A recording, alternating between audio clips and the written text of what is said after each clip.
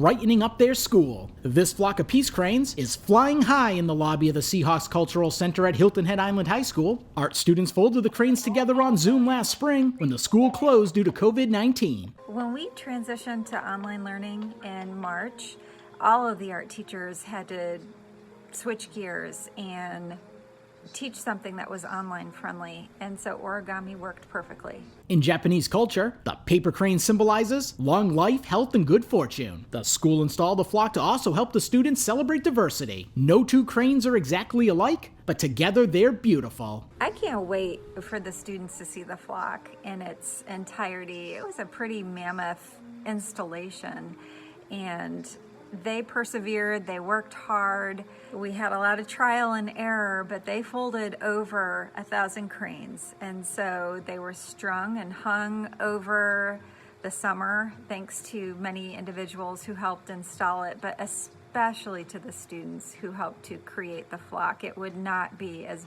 beautiful as it is without them. Students also created sun catchers that were placed on the windows. And during certain times of the day, the lobby is filled with rainbows. At Hilton Head Island High School, Ron Lopes, Beaufort County School District.